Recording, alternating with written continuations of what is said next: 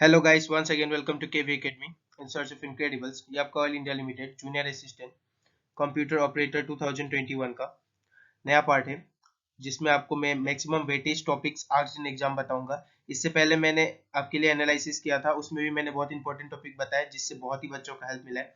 और जो वेट जो मतलब पहले का पैटर्न है वही चल रहा है। जो क्वेश्चन आ चुके हैं मैं बार बार वो नहीं बताऊंगा, जो नए मुझे लगे हैं कि कुछ क्वेश्चंस आए वो आपके साथ डिस्कस होंगे। एग्जैक्ट क्वेश्चन डिस्कस करने नहीं आया, क्योंकि मैं आपको बार बार कह रहा हूँ कि मेमोरी बेस्ड क्वेश्चन देखने से कुछ नहीं होगा, उसका एक्सप्लेनेशन जानना होगा और किस तरह का पैटर्न आ रहा है और ज्यादा टॉपिक कहाँ से आ रहा है उससे आपको मतलब होना चाहिए। तो यहाँ पे कुछ कुछ क्वेश्चन जो मुझे मिले हैं एग्जाम से वो तो आपको रहेगा इसमें, लेकिन ज्यादातर आपका मैक्सिमम वेटेज टाइप क्वेश्चन कहाँ से आ रहा है वो देखना है और आपको उस हिसाब से तैयारी करनी है। तो कंप्लीट एग्जाम एनालिसिस होगा विद फुल एक्सप्लेनेशन। और रीजनिंग का मैंने कहा था कि एक्सप्लेनेशन आपको नहीं मिला है, तो इसमें कुछ रीजनिंग का क्वेश्चंस लाया हूं जिससे आपका एक्सप्लेनेशन बूस्ट होगा और आपको एग्जाम में हेल्प मिलेगा।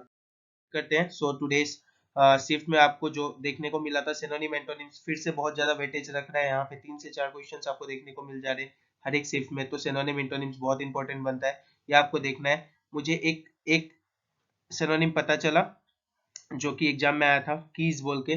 तो ये आपका क्या होता है, to to bring to stop something, या किसी चीज को रोकने को कीज बोलते हैं, मतलब किसी चीज के रुकावट को कीज बोलते हैं। तो आप इसका सिनोनिम्स नेट से देख लीजिएगा और आप इसे पढ़ लीजिएगा, लेकिन ये फिर से आने वाला नहीं है, लेकिन इसी टाइप का क्वेश्चन आ रहा है तो आपको ध्यान रखना है।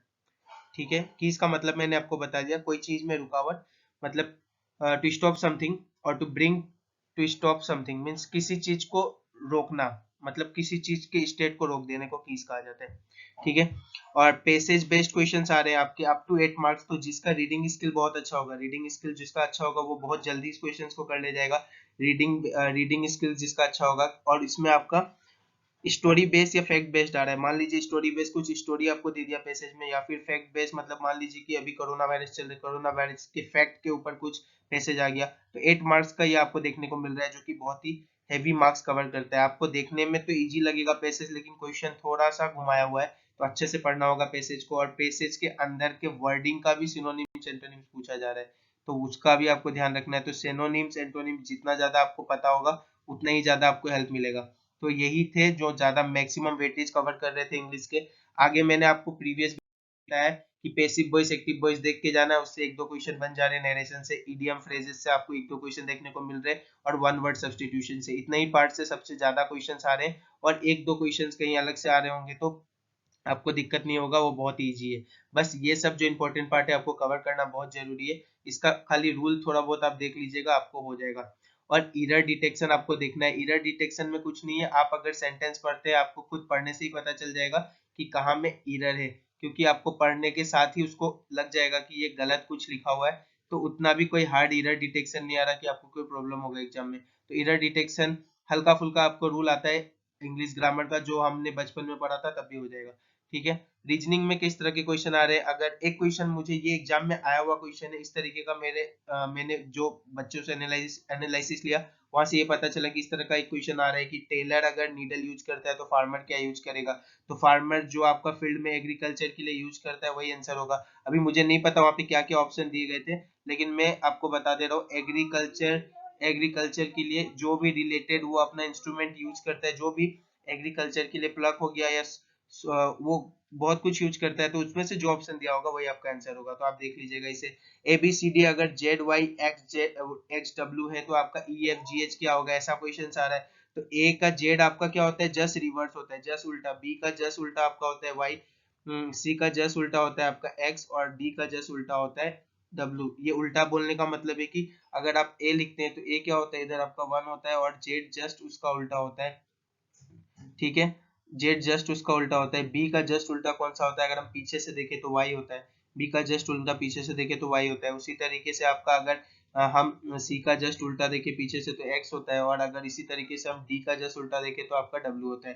तो इसी तरीके से आपको निकालना था ई एफ जी एच का। तो ई का अगर हम निकालते हैं तो क्या हो जाएगा, यहाँ से वी हो जाएगा। एफ का अगर हम निकालते हैं तो यू हो जाएगा, और जी का अगर हम निकालते हैं तो यहाँ से आपका हो जाएगा टी, और एच का अगर हम निकालते हैं तो यहाँ से हो जाएगा आपका एस।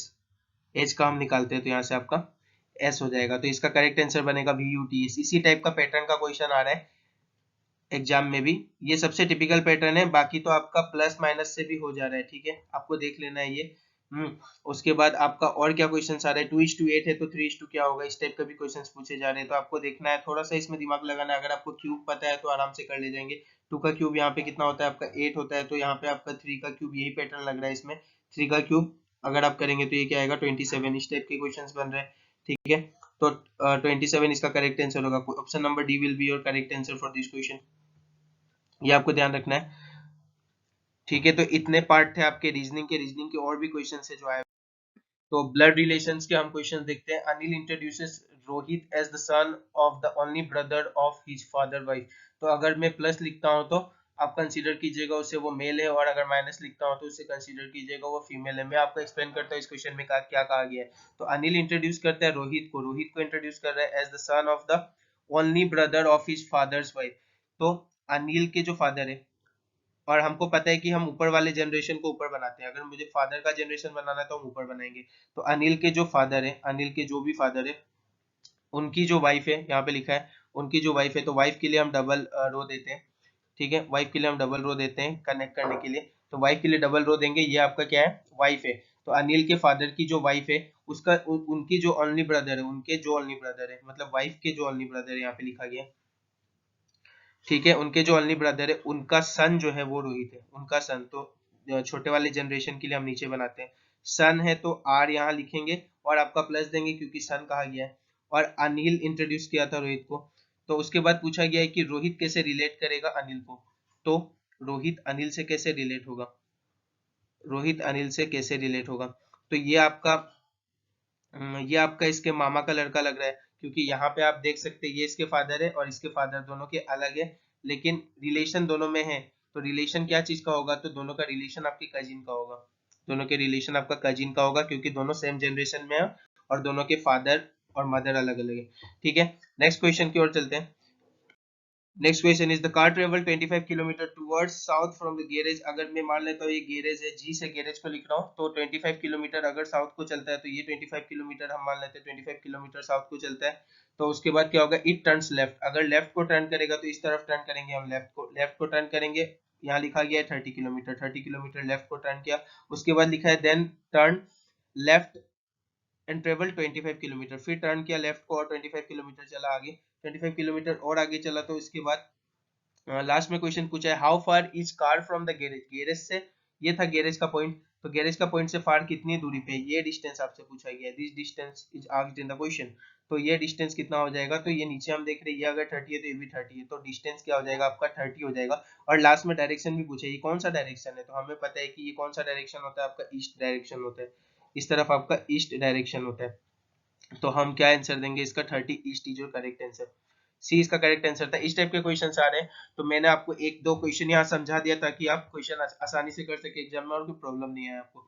नेक्स्ट इसका क्या है, मैक्सिमम जीके क्वेश्चंस कहाँ से आ रहा है। तो एग्जैक्ट क्वेश्चंस तो मुझे नहीं मिले, लेकिन मुझे मैक्सिमम वेटेज कहाँ से आ रहा है वो मैं आपको बता सकता हूँ। तो ऑयल जीके का मैंने जो पार्ट बनाया वो पढ़ के जाइए। बाकी जितने ऑयल के ईयर बेस्ड क्वेश्चन है, जितने ईयर में, कौन से ईयर में इसका स्थापना हुआ था, इस्टेब्लिशमेंट हुआ था, या फिर किसने इसे डेवलप किया था, या फिर किसी भी तरह का जितना भी प्रीवियस ईयर क्वेश्चन है ऑयल जीके का आपको तो पढ़नी है, लेकिन अभी रिसेंट प्रोजेक्ट्स पे क्वेश्चन पूछे जा रहे हैं। किस प्रोजेक्ट पे ऑयल इंडिया काम कर रहा है उस पे क्वेश्चन है, तो प्रोजेक्ट रिलेटेड क्वेश्चन जरूर नेट से देख के जाइएगा आप। उसके बाद में आपका ईयर बेस्ड क्वेश्चन तो मैंने बता दिया। पॉलिटिक्स पे मैंने पहले भी बोला था क्वेश्चन आ रहे हैं बुक एंड ऑथर पे, और कुछ आपके स्टैटिक जीके के क्वेश्चन आ रहे हैं, कुछ स्टैटिक जीके के क्वेश्चन आ रहे हैं जो कि सिंपल है, डांस हो गया या फिर आपका कोई भी फेमस टेम्पल हो गया, ये सब रिलेटेड से कुछ कुछ एक दो क्वेश्चंस आपको देखने को मिल सकते हैं, लेकिन मैक्सिमम क्वेश्चंस आपके ऑयल जीके से ही है। 5 to 6 question is from oil GK. तो ऑयल जीके आपको कवर करना ही है, क्योंकि यहाँ से मैक्सिमम पार्ट 5 क्वेश्चन जैसा यहाँ से देखने को मिल रहा है। तो यही था इसका वेटेज, जीके का ज्यादा वेटेज इतना ही है, 10 मार्क्स का जीके आपको देखने को मिल रहा है। कंप्यूटर का मार्क्स थोड़ा कम कर दिया गया है, और इंग्लिश का पार्ट थोड़ा ज्यादा है, और मैथ और रीजनिंग का पार्ट थोड़ा बूस्ट किया गया है आज के एग्जाम में। कहाँ से ज्यादा आ रहा है, तो कंप्यूटर से तो मैंने आपको पहले भी बताया, लेकिन एसक्यूएल बहुत बार देखने को मिला है, और आज के शिफ्ट में भी है एसक्यूएल का मैक्सिमम क्वेश्चंस देखने को मिल रहा है। तो मैं यहाँ पे कुछ टाइप के एग्जांपल ले रहा हूँ, क्या क्वेश्चन आया मुझे एग्जैक्ट नहीं पता, लेकिन मैं आपको बता रहा हूँ कि एसक्यूएल आपको पढ़ के जाना है, कुछ भी तरीके से क्वेश्चन पूछा जा रहा है। इधर से 3 या 4 टाइप के क्वेश्चन, 3 to 4 मार्क्स के क्वेश्चन पूछे जा रहे हैं, ठीक है। कंप्यूटर अभी मैक्सिमम आपका 30 मार्क्स के देखने को मिल रहा है, लेकिन 3 to 4 क्वेश्चंस बहुत होता है कोई भी एक टॉपिक के लिए। तो फुल फॉर्म है इसका structured query language. when it was developed to 1974 में 70s के टाइम में 70s के डिकेड में इसको डेवलप किया गया था। डेवलप कौन किया था इसे? तो develop by Donald De Chamberlain and Raymond F boys. इस टाइप के क्वेश्चंस है, और भी एसक्यूएल के जितने आपको क्वेश्चंस मिलते हैं नेट में या कहीं भी, आप उसे देखिए और पूरा पढ़ के जाइए और एसक्यूएल को थोड़ा समझ के जाइए, ताकि आपको एसक्यूएल से जो भी क्वेश्चन है उसमें प्रॉब्लम नहीं आए। और एमएक्स एक्सेल पे तो क्वेश्चंस आ ही रहे हैं, तो एमएक्स एक्सेल का मैंने बहुत सारा क्वेश्चंस कराया, तो मैं इसका कुछ पर्टिकुलर क्वेश्चंस नहीं बता रहा, क्योंकि पर्टिकुलर क्वेश्चन बताने से भी वो क्वेश्चन फिर रिपीट नहीं होगा। लेकिन एग्जाम में आपको मैक्रो से रिलेटेड टर्म से क्वेश्चन पूछा जा रहा है। कल मैंने उस दिन वर्ड रेप बताया था आपको, उसके बाद स्पेलिंग चेक का शॉर्टकट की से आज भी क्वेश्चंस देखने को मिले। शॉर्टकट की से आज भी क्वेश्चन को देखने को मिले। आजकल क्या हो रहा है कि शॉर्टकट की से जो भी क्वेश्चंस आ रहे हैं वो बहुत कॉमन क्वेश्चंस नहीं दे रहे, क्योंकि सबको ही कॉमन क्वेश्चन शॉर्टकट की का पता है, तो थोड़ा टफ भी हो रहा है शॉर्टकट की का क्वेश्चंस। तो शॉर्टकट की का जितने टफ पार्ट भी आप देख के जाइए, उससे भी आपको बहुत हेल्प मिलेगा। और मैक्रो से रिलेटेड क्वेश्चन है ऐसे बताने के लिए, और भी एमएस एक्सेल के बहुत क्वेश्चन है। तो एमएस एक्सेल से आज के शिफ्ट में ज्यादा क्वेश्चन आया था, और MS power point MS word से भी क्वेश्चन आ रहा है, लेकिन आज थोड़ा कम था। लेकिन आपको तो पढ़ के सभी जाना है, एमएस वर्ड को भी नहीं छोड़ना है और एमएस पावर पॉइंट को भी नहीं छोड़ना है। तो MS word, MS power point और एमएस एक्सेल अच्छे से देख के जाइए, बहुत हेल्प मिलेगा उससे आपको। और ज्यादा जनरेशन से भी क्वेश्चंस आ रहे हैं, तो मैंने आपको पहले ही कहा है कि पांचों जनरेशन पढ़ लीजिए, जो भी आपका वैक्यूम ट्यूब, ट्रांजिस्टर बेस्ड, उसके बाद इंटीग्रेटेड सर्किट, क्या क्या कौन कौन से जनरेशन में यूज हुआ है, उससे क्वेश्चंस पूछे जा रहे हैं। किसने क्या डेवलप किया है, एब्रीविएशंस के मैंने 4 पार्ट कराए, उससे आपको सारे क्वेश्चंस देखने को मिल रहे हैं।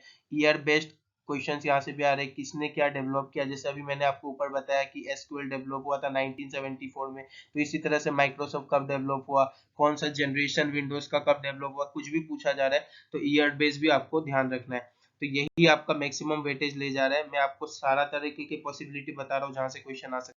नेक्स्ट पार्ट है आपका मैथमेटिक्स का। टाइम एंड वर्क का सेम पैटर्न बेस्ड क्वेश्चन आया था, जो मैंने प्रीवियस मेमोरी बेस्ड पेपर में डिस्कस किया था। जैसे कि आपका ए कुछ काम को अगर 10 दिन में करता है, इस तरीके से मैंने क्वेश्चन बताया था। जस्ट आपको एग्जांपल दे रहा हूँ, बी अगर उस काम को 15 डेज में करता है, तो ए और बी मिलके उस काम को कितने दिन में करेंगे, ए और बी मिलके उस काम को कितने दिन में करेंगे। इस टाइप का जो क्वेश्चन मैंने आपको कराया था, इस टाइप का क्वेश्चन आपको देखने को मिल रहा है। तो अगर ये दोनों अलग अलग से काम कर रहे हैं, तो टोटल वर्क हो जाएगा 30। मैंने आपको इसका ट्रिक बताया था प्रीवियस वीडियो में, इसलिए मैं यहाँ पे खाली सॉल्व करके आपको दिखा दे रहा हूँ। मैं आपको क्वेश्चन मतलब यहाँ पे आपको फिर से पूरी तरीके से इसका डिटेल वीडियो नहीं बना रहा, बस यहाँ पे आपको सॉल्व करके दिखा रहा हूँ। यहाँ पे आपका एफिशिएंसी का रेशियो आता है, यहाँ पे आपका डेज का रेशियो आता है, और टोटल वर्क मैंने बताया था जब दोनों मिल के काम करेंगे तो 30 डेज, 30 वर्क आपका कितने दिन में हो जाएगा, तो 5 दिन में, क्योंकि दोनों का एफिशिएंसी जुड़ जाता है। और इनको 6 दिन लग जाएगा, टोटल इनको 6 डेज लग जाएगा दोनों को काम करने में। इस तरह के क्वेश्चंस मैंने कराए, इसलिए मैं यहाँ पे एक्सप्लेन नहीं कर रहा आपको। मैं अगर इस तरीके के कोई भी क्वेश्चंस में प्रॉब्लम है, तो मैंने लिंक डिस्क्रिप्शन में दिया है, आप जाके मेरा अर्थमेटिक का सारा वीडियो देख सकते हैं, लिंक डिस्क्रिप्शन में आपको मिल जाएगा। और प्रीवियस जो क्वेश्चंस के एनालिसिस किया था, उसमें भी मैंने एक टाइम एंड वर्क का क्वेश्चन इस तरीके का आपको समझाया था, तो यहाँ वहां से भी आप देख लेंगे तो आपको समझ में आ जाएगा कि मैंने क्या किया। एपीजीपी आज जो कुछ एक नया देखने को मिला, तो इसलिए मैंने यहाँ पे लिखा है। बाकी आपका जो भी profit and loss, partnership, age related, average related जितने भी है, सब मैंने प्रीवियस एनालिसिस वाले वीडियो में कराया है। उसमें 4000 बच्चों का व्यू है, वो जाके आप देख लीजिए, उसमें आपको बहुत हेल्प मिलेगा। प्रीवियस आपको जो मेमोरी बेस्ड पेपर है, उसमें मैंने इसको करा दिया है, तो जाके आप देखिएगा, वहां से आपका ये सब क्लियर हो जाएगा। बाकी एपीजीपी से क्वेश्चन कैसा आ रहा है, तो एपी का डायरेक्ट फॉर्मूला से क्वेश्चन आ रहा है कि आपका सम ऑफ nth टर्म से क्वेश्चन आ रहा है, या फिर एपी का आपको प्रोग्रेशन का ये फॉर्मूला से क्वेश्चन आ रहा है, a+n-1 इक्वल टू डी। इस डायरेक्ट फॉर्मूला से क्वेश्चन आ रहा है टर्म निकालने के लिए पूछा जा रहा है। आपको nth टर्म का ये फॉर्मूला है, तो nth टर्म से आप यहाँ से वो निकाल सकते हैं डायरेक्ट। n का वैल्यू, कभी a का वैल्यू पूछा जा रहा है, कभी d का डिफरेंस का वैल्यू पूछा जा रहा है, यहाँ से निकाल सकते हैं आप। तो आप थोड़ा एपीजीपी देख के जाइएगा, मेरा कहने का मतलब बस इतना ही है। और यहाँ से आपका है n/2 2a+n-1d, इससे भी, इस फॉर्मूला से भी क्वेश्चंस बन रहे हैं, इस फॉर्मूला से भी क्वेश्चंस आ रहा है आपका एग्जाम में। तो ये किसका फॉर्मूला है? ये आपका सम ऑफ एपी का फॉर्मूला है। वो आपका nth टर्म का फॉर्मूला था, nth टर्म या लास्ट टर्म भी इसे कहते हैं। तो ये क्या था? आपका nth टर्म का फॉर्मूला था। मैं यहाँ पे लिख दे रहा हूँ ये दोनों फॉर्मूला किसका है। तो ये आपका nth टर्म का फॉर्मूला था और ये सम ऑफ एपी का फॉर्मूला था। इससे ही क्वेश्चंस देखने को मिल रहे हैं। इसी क्वेश्चन में आपको कहीं a दिया हुआ है, n दिया हुआ है और d नहीं दिया हुआ है। तो इस तरीके से एक कोई वेरिएबल निकालने को बोलेगा। सिंपल क्वेश्चन आ रहा है, बस फॉर्मूला देख के लेकिन जाइए। और जितने भी मैंने प्रीवियस मेमोरी बेस्ड पेपर में आपको बताया है वो सब तो क्वेश्चंस देखना ही है, बहुत इंपॉर्टेंट है एग्जाम के लिए। अभी भी एग्जाम में पूछा जा रहा है। मेंसुरेशन से बहुत सारे क्वेश्चन देखने को मिल रहे थे, तो मेंसुरेशन से है तो direct formula base important question आ रहे हैं। जैसे कि सिलेंडर का हम लोग को पता है 2 पाई आर एच आपका क्या होता है, इसका कर्व सरफेस एरिया होता है। तो कर्व सरफेस एरिया पे कुछ कुछ क्वेश्चन बन जा रहा है। सी एस ए मतलब कर्व सरफेस एरिया, ये किसका है, आपका सिलेंडर का है। ठीक है, ये आपका सिलेंडर का कर्व सरफेस एरिया, मैं यहाँ पे सिलेंडर बना दे रहा हूँ इस तरीके से। तो सिलेंडर का आपको कर्व सरफेस एरिया यहाँ देखने को मिल रहा है। उसके बाद आपको इसके वॉल्यूम पे भी क्वेश्चन आ रहे हैं, वॉल्यूम ऑफ सिलेंडर पे भी क्वेश्चन देखने को मिल रहा है। तो वॉल्यूम का फॉर्मूला आपको याद कर लेना है, पाई आर स्क्वायर एच। इसका वॉल्यूम का फॉर्मूला होता है pi r square h, pi r square h. ये दो फॉर्मूला पे क्वेश्चन आ चुका है, मैं इसलिए यहाँ पे ये दो फॉर्मूला आपको बता रहा हूँ। इसी तरीके से अगर कौन का वॉल्यूम आपको पता करना है तो कौन का वॉल्यूम जस्ट आपको कुछ नहीं करना है। अगर आपको कौन का वॉल्यूम याद नहीं भी है तो अगर आपको सिलेंडर का वॉल्यूम याद रहता है तो कौन के वॉल्यूम में बस आपको 1/3 डिवाइड कर देना। इस तरीके से हम आसानी से याद कर सकते हैं कौन का वॉल्यूम क्या होगा। तो 1/3 पाई आर स्क्वायर एच, इस पे भी क्वेश्चन बन चुका है। ठीक है, और बाकी आपका बहुत सारे फॉर्मूले बेस्ड क्वेश्चंस आ रहे हैं। स्पेयर पे क्वेश्चन आ रहा है, स्पेयर का आपका वॉल्यूम पे फॉर्मूला आ रहा है। तो सारा फॉर्मूला आपको देख लेना, मैं यहाँ पे बस फॉर्मूला आपको बता रहा हूँ क्योंकि हर एक क्वेश्चन में डायरेक्ट फॉर्मूला बेस्ड क्वेश्चन आ रहे हैं। आपसे वॉल्यूम पूछा जा रहा है या कहीं पे वॉल्यूम दे रहा है तो आपको क्या कर रहा है, यहाँ से आर पूछा जा रहा है और एच का वैल्यू भी मिल जा रहा है। तो कोई भी एक एक वेरिएबल आपसे पूछा जाएगा, आपको ये सॉल्व करना है यहाँ से वॉल्यूम का या कौन का, जिसका भी आपको सिलेंडर का या कौन का, जिसका भी अगर फॉर्मूला आपको फॉर्मूला बेस्ड क्वेश्चन है यहाँ से आप फॉर्मूला देख के जाएंगे तो आराम से कर सकते हैं। तो यही था आपका एनालिसिस का वीडियो।